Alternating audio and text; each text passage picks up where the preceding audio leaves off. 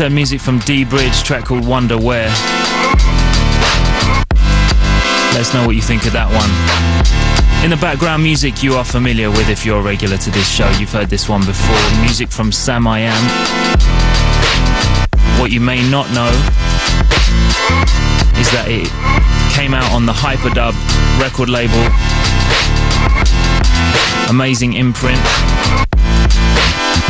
Put together by my special guest in the studio tonight, Mr. Kode9.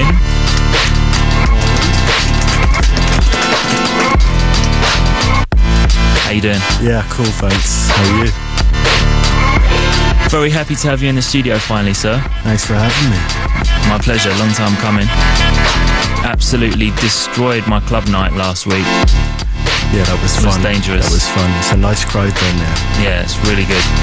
Midweek vibe. Absolutely love what you did. Started off with Cameo. It was a cameo sandwich because I started and ended with cameo. Yeah, that's right. That's the way we do.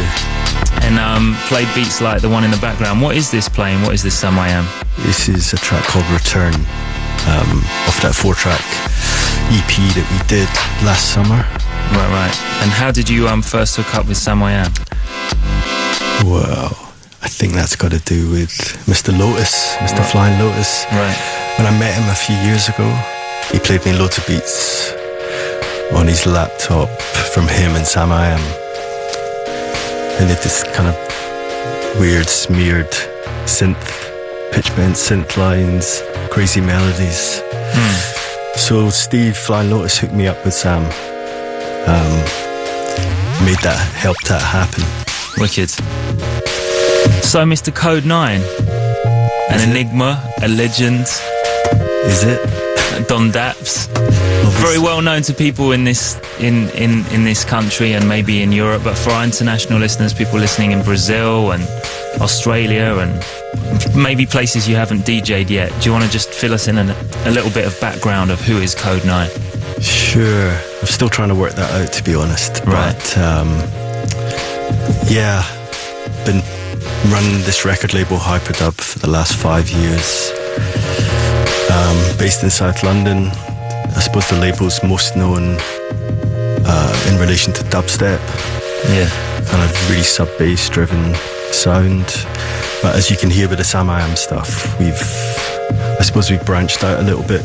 Even when we started, I mean, we started the label with a kind of beatless cover of Prince's Sign of the Times. So we've always been a little bit off-key for a dubstep label. Right. And I suppose in the last year or two, we're getting more and more off-key with the kind of roster on the label. It's becoming a bit of a freak magnet, which is just the way I like it, I suppose. Is that what you think people expect from the label?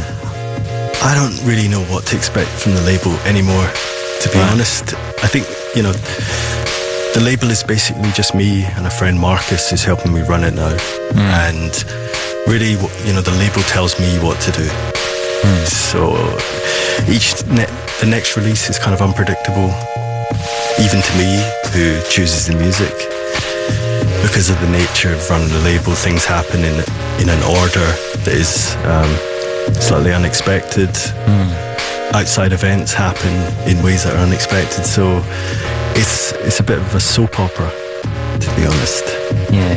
Well, we thought tonight what would be better than just doing a mix or anything like that would be to do a little label showcase, and really, seeing as it's your 5th anniversary this year, congratulations, by the way. Thank you. Like, play through some of the artists that you represent, and can you give us a few of those names? Yeah, sure. Obviously there's myself. I usually release tunes with vocalist Space Ape. Probably the most well-known artist on the label is Burial. But then there's, I suppose, a crop of new artists that have come through in the last few years, from Quarter 330, from Tokyo to Iconica. She's from West London. Dark Star, Zombie, Coolie G, LV, LD, Sam I Am, King Midas sound, The Bug. Wow. King Midas is The Bug and Roger Robinson.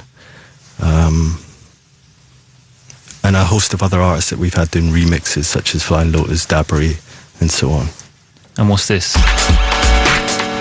This is the new release from me. It's called Black Sun, which is coming out at the beginning of March.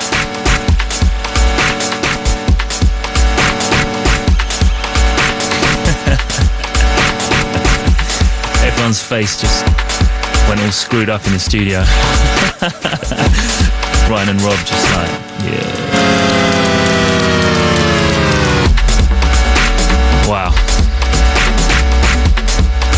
Kode9 dub plates for the next 60 minutes on One Extra. Got some oldies as well, though. A couple of influences to be thrown in as well. Can't get Kode9 without getting a little Prince or cameo. I'm not going that far back tonight. Maybe some drum and bass. No cameo sandwiches tonight. Of course.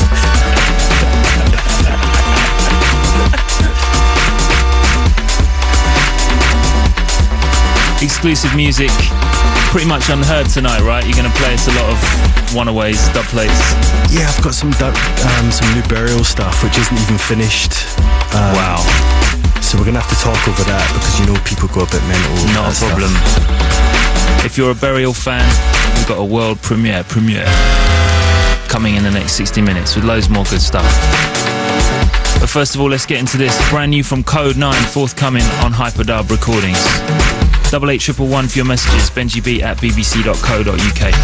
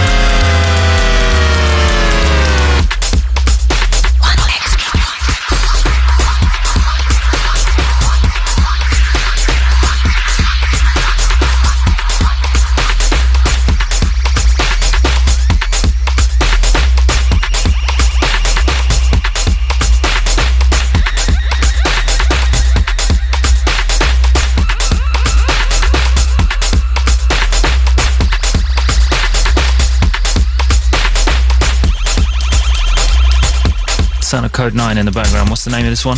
Black Sun. Sick.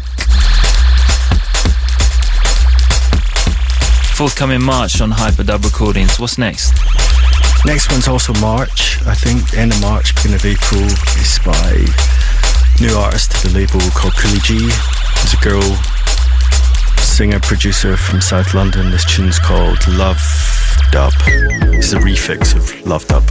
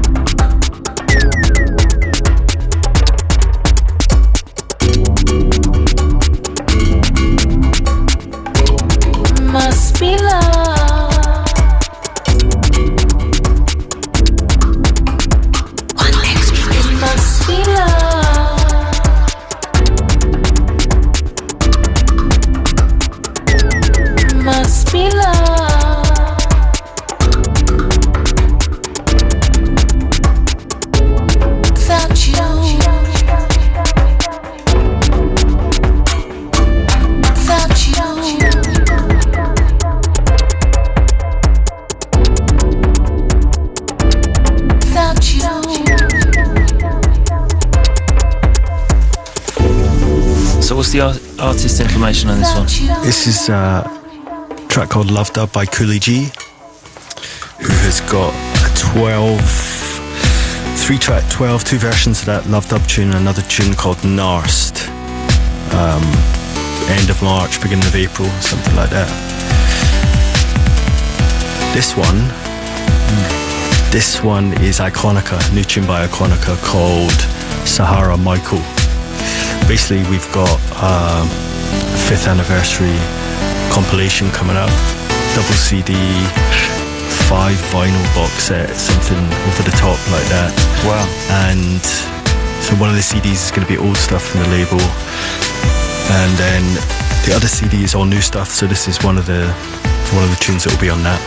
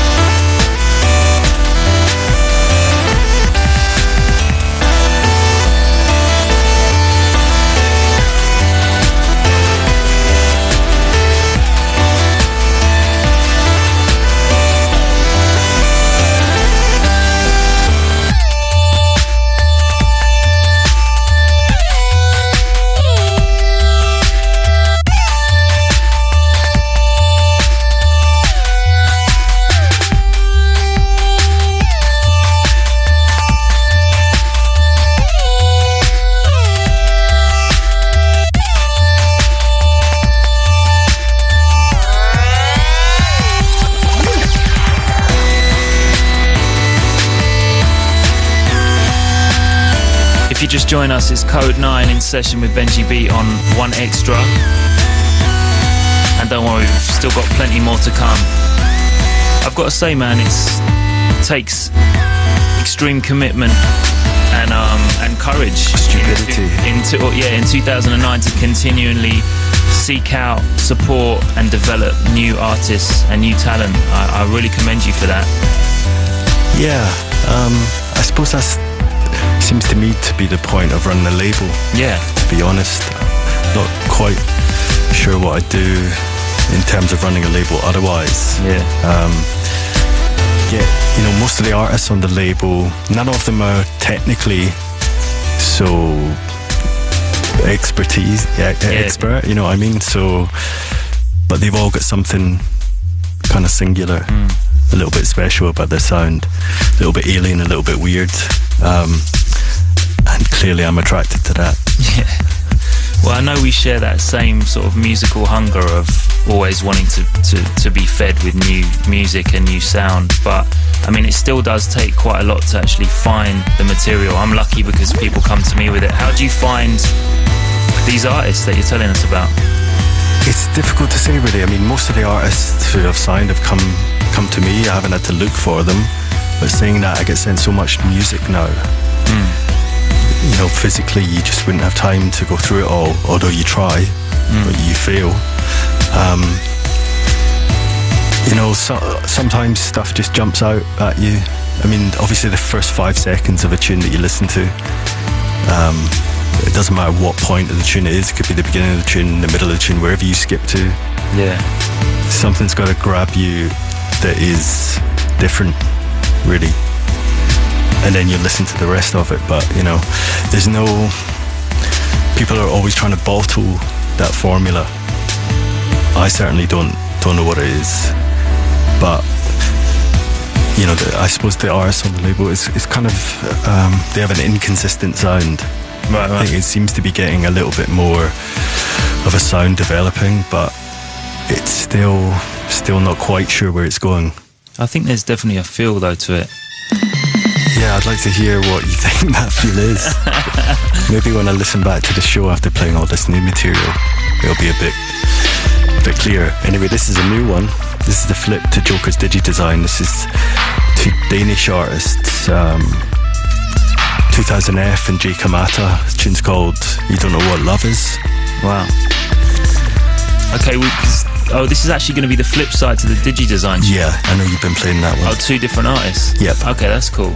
Yeah, we opened the show last week with Digi-Design. I love that tune. Yep. So many people have been telling me this week, what's that tune you opened with last week? Yeah, this one as well is getting a pretty crazy response from quite unexpected places. So I think it's a really strong 12. It's out next Monday. I think, I first heard this tune through Joker. He called me, I was on tour in the States, and he called me, played me this tune down the phone. I think he'd been asked to do a remix of it, but he didn't know what to do with it, because it kind of sounded like what he would do anyway. So it's just kind of like a match made in heaven, these 2 tunes. Right, okay. What's the name of this one again? You Don't Know What Love Is.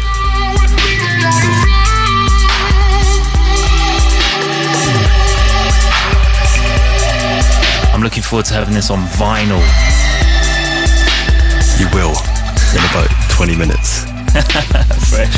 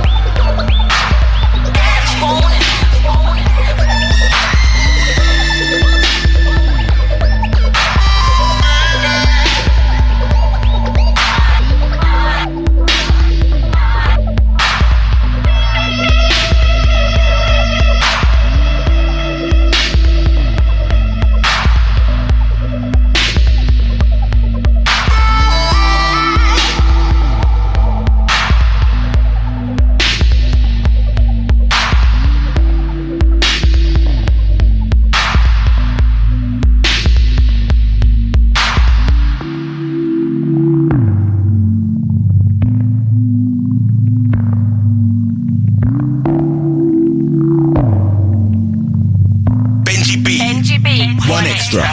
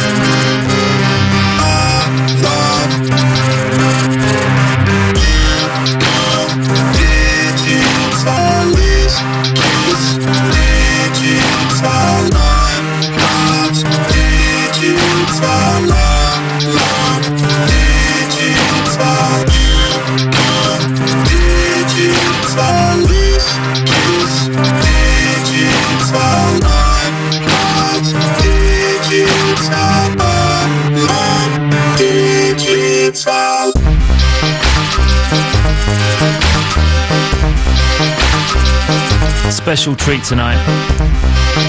Brand new and good for you on One Extra, courtesy of our special guest Kode9. Yes. Remind me of the information on this one, please. Yeah, this one is a tune by Darkstar called Digital, which is also coming on this anniversary compilation in, I suppose, 2 or 3 months time.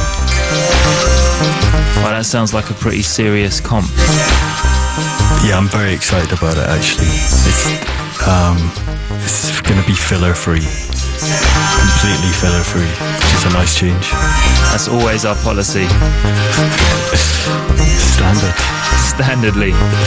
Okay, got to say shout out to everyone coming through on the text and email. Shout out to the Twitter crew coming through. Shout out to Sean, Dealmaker Lock, Jimmy the Exploded, DJ Guelph. On Twitter's Terror Danger. Tell Kode9 what's good. Yeah, tell him I'm about to play one of his tunes. Terror Danger, he's about to play one of your tunes, bruv. In a bit. In a little while. Shout out to everyone hitting us up on Twitter. Our text is 88111. Shout out to everyone coming through on that. We've got some questions come through via email and text for you, Code, if that's cool. Yeah, can I just do a shout? I've got a shout out Jess and Torm asking silly questions, embarrassing questions in public. Talking of which, I've got an embarrassing one for you here. Go on then. Question in 2 parts for Kode9. 1. How does your writing relate to your work and vice versa? 2. What makes you so damn cute? Indeed. Yeah, there'll be trouble after this one, actually. I know who that was, and there's going to be trouble. Ending 950. Trouble. Come on, answer the question. You actually want me to answer that? Yeah, definitely. Well, maybe not just part take 2, but part 1. I'll answer part 2. You just take these things in your stride, really. Yes. Shout out to Carmen McQueen listening in West London. Shout out to Trey. Yes, Benji, it's Trey from Devon. Please ask Kode9 when his next album with Space 8 is going to be released. Whoa. Well, you see, this year we've got to do 6 albums on the label. We've got 6 albums lined up, and none of them are finished. So basically what we've got going on just now is a race to finish albums. Like, myself and Space Ape are trying to finish an album, Burial's trying to finish an album, Iconica, Dark Star, King Midas, and a compilation. None of them are finished. So sometime this year is about as specific as it gets, unfortunately. And the last album was 2006, right? Yeah. What was the name of that album? That was Memories of the Future. Highly recommended listening. If you don't have that, go out and get that.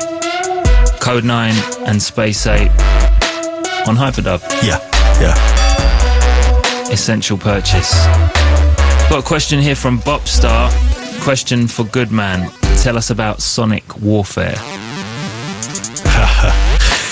That's also someone who's going to be in trouble. See, Sonic Warfare is a book that I've just finished writing. Oh, wow. That comes out later this year on MIT Press in the States. Wow, okay. And it is basically a book about using sound to make people feel uncomfortable. I think that's about as deep as I'm going to go into it right now. Science. It's a bit late at night to go any deeper. Surely that's the time. That's the time where you talk about that kind of stuff. Yeah, let's just listen to the music. So basically, we've got DJ, label head, producer, but also author. Yep. And scientist, by the sound of it. I don't know about that. Wow. What's it like writing a book? How long did that take? Years. It took years. Literally years. Because I'm also a teacher. Right, okay. I teach sound design and stuff like that. So when you say stuff like that, come on. Elaborate. Like history of popular music, history of electronic music, philosophy of sound, this kind of stuff. So that's what's in the book is kind of a lot of the stuff I teach anyway. I don't teach. I teach some film sound stuff, so obviously there's some of that relates to making people feel uncomfortable. But generally I can't, it's slightly schizophrenic. It's 2 lives, at least it's about 4 lives actually, so try and keep them relatively separate. But on a serious level, I mean, I have read those things about, experiments in the 60s and 70s and, the idea of using sound as a weapon and all that stuff. But when you're making your sort of dub plate weapons for the club on a different level, when you're actually designing music to shake people, to shake a dance floor in a good way, in a positive, healthy way, I'm talking about, it is a science, isn't it? Over the years of producing, have you worked out certain frequencies and certain techniques that actually make people move in a certain way? Yeah, I'm actually not so technical in the studio. Yeah. But, you have an intuition about certain frequencies, certain sub-bass frequencies. Yeah. And also the stuff that I'm interested in playing and making it's not particularly aggressive. So again, what I do in the studio is quite different from what I write about. But yeah, it's kind of simple for me. There's certain sub-bass frequencies that usually need to be present in most tracks. It's like a foundation. Even though most club sound systems, it doesn't reproduce it particularly well, but it's certainly what I want to hear in the studio when I'm making stuff. Maybe that's the thing that links all the things on your label. The clue is in the title, Hyperdub. Sure. I mean, Hyperdub is a bit ambivalent itself because it's there's definitely a bass continuum that runs through all the music that's on the label. Maybe it was a little bit more obvious earlier on with the label. I think the stuff I've been releasing recently is certainly a lot more synth driven. Yeah. And to a certain extent, that is the influence from hanging out with the Brainfeeder guys, with Flying Lotus and Sam I Am and so on, and listening to their stuff and like feeling that stuff a lot. Now, on the Hyperdub record label, would it be fair to say that your highest selling or biggest selling artist goes by the name of Burial? That would be fair to say. Yeah, I think all small labels benefit if they have one particular artist that keeps the sales going. It certainly helps a label be a bit more experimental when they have an artist that has been quite successful, that has managed to spread, managed to cross over in various ways, find an audience that's not just specific to a genre.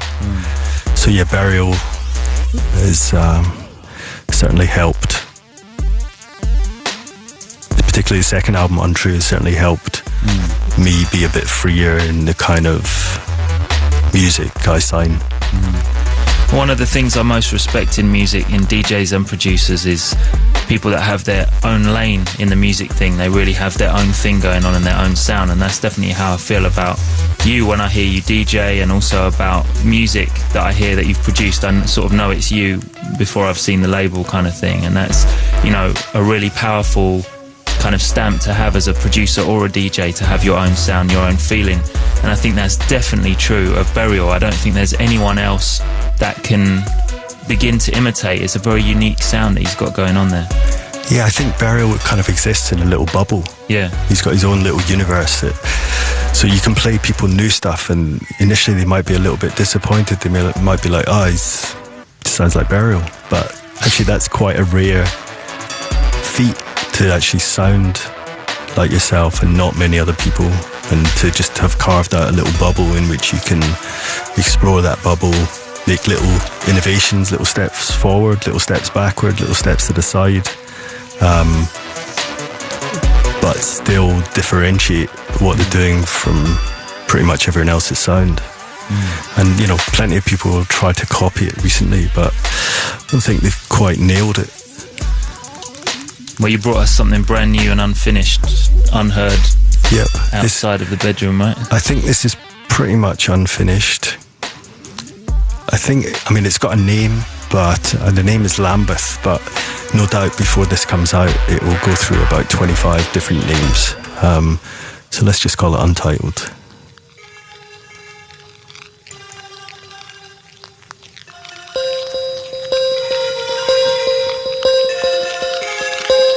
Brand new and exclusive. This is Burial.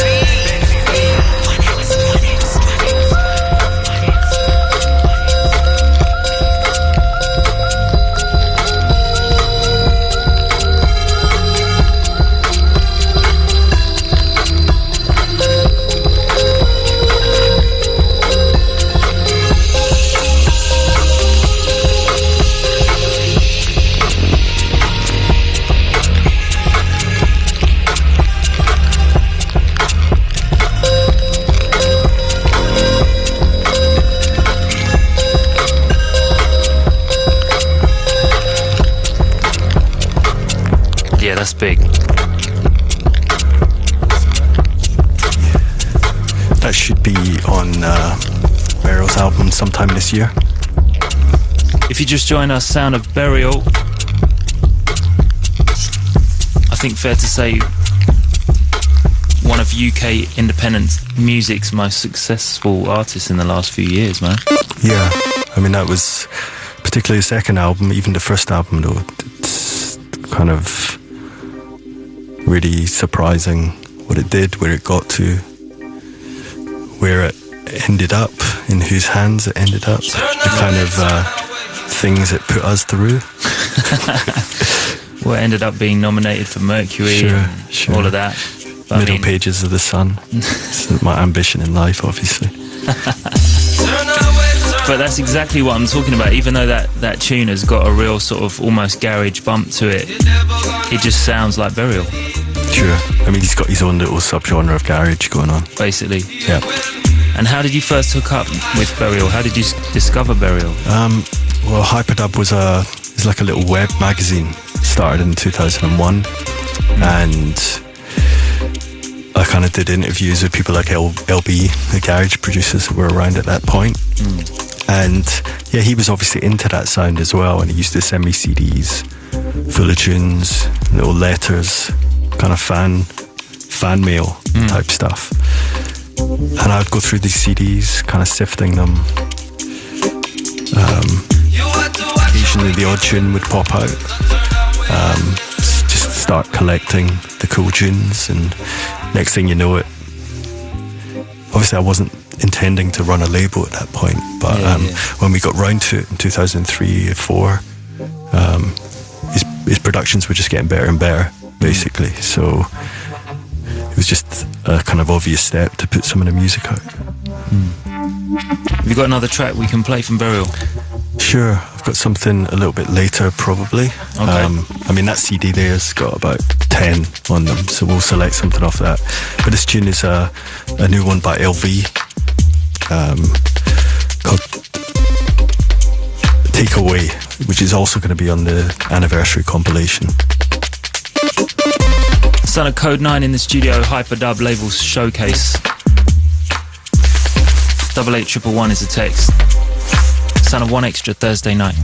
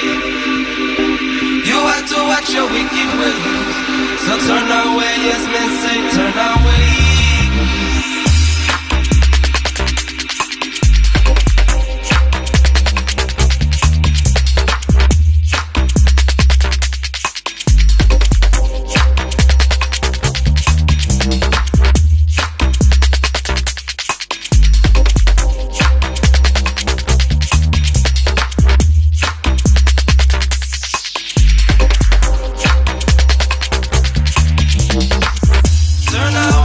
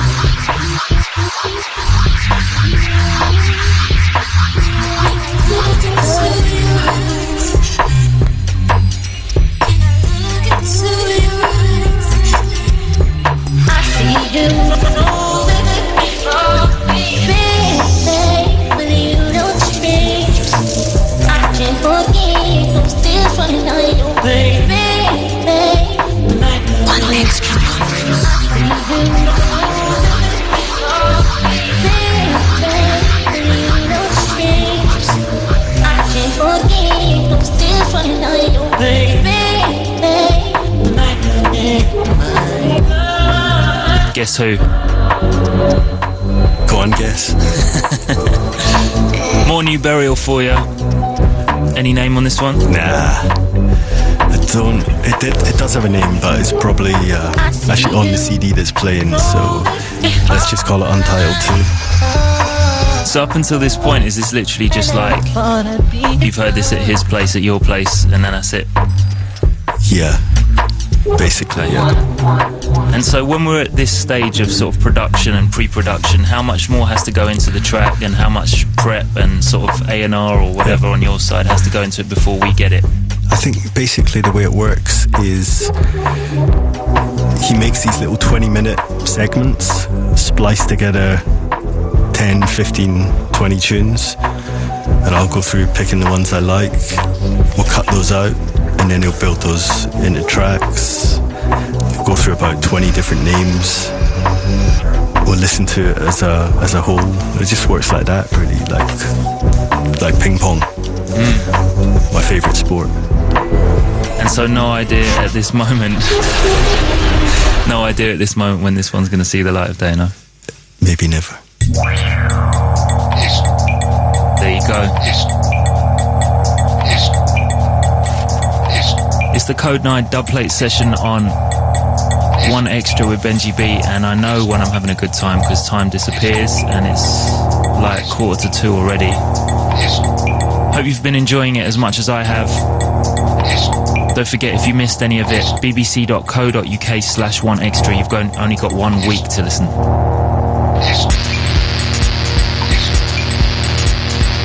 Check it out at your leisure on iPlayer.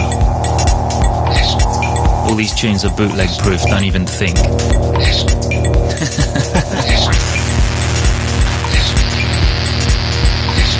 Even had a little bit of Kode9 reverse.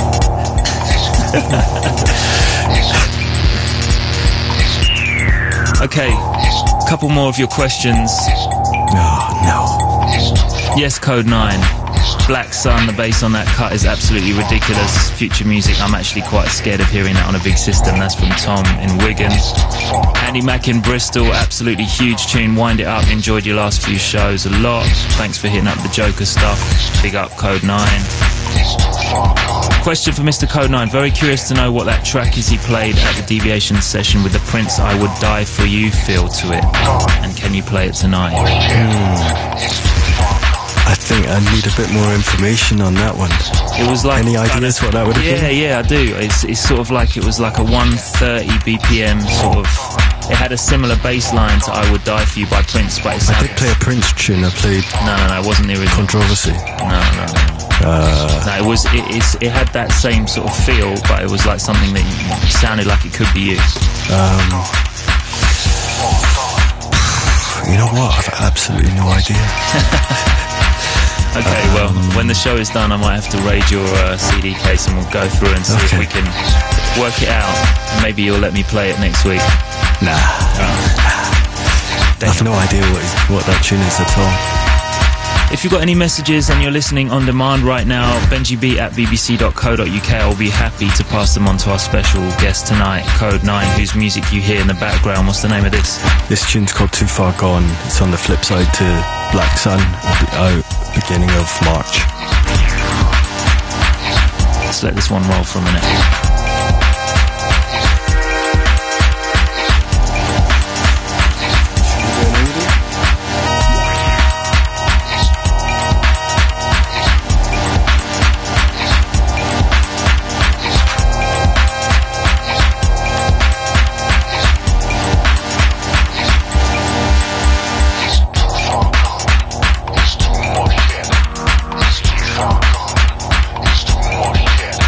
It's too much.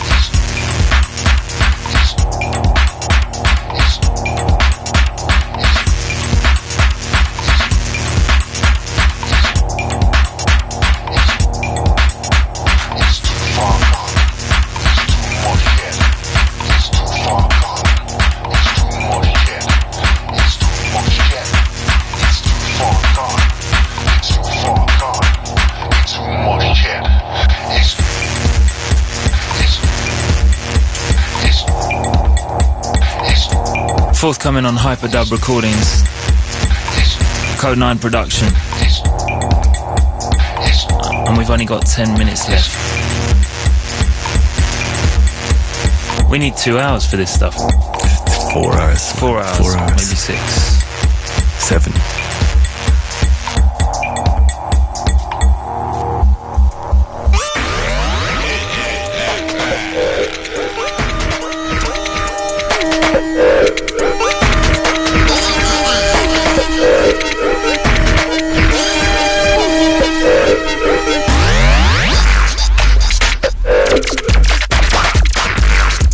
Big one extra tune. Play this one for Mr. Terror Danger.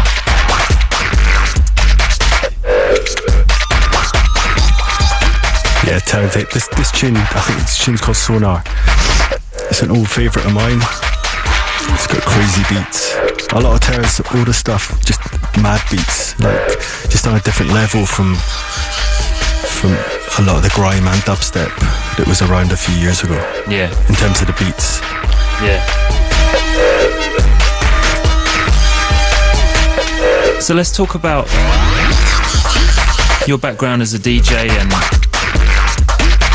I mean, obviously people have associated you with this sound and the more dubstep end of things, but in terms of getting into music, getting into buying records, getting into sort of DJ culture, going out, all of that sort of stuff, where did it start for you? I suppose it started, I mean, I'm from Glasgow originally. I left Glasgow when I was 16, but I properly got into music and DJing when I lived in Edinburgh for a few years. I used to go to 2 clubs, this club called Chocolate City at the Venue, which was this kind of 70s funk club, Parliament, Herbie Hancock, JB's, that kind of stuff. And also this pretty hardcore techno club called Pure, both at the Venue. The place called the Venue. And so, you know, somewhere in between those 2 clubs is where I started. When I started, I started a night in Edinburgh playing everything, a bit of hip hop, a bit of house, a bit of reggae, a bit of early hardcore, and so on. But I suppose I didn't really. It's when I moved to England, started hearing jungle, that I kind of got the bug to produce stuff in the mid-90s. Yeah, that was a pretty important period for me musically. And the next tune is I suppose an illustration of one of those kind of 94, 95 tunes that really grabbed me, kind of fused together lots of different stuff that I was into with just really crazy rhythm science. Yeah. As well, the next tune is by Lemon D, a tune called Manhattan Melody. And apart from Lemon D, who are the sort of artists at the time that were really...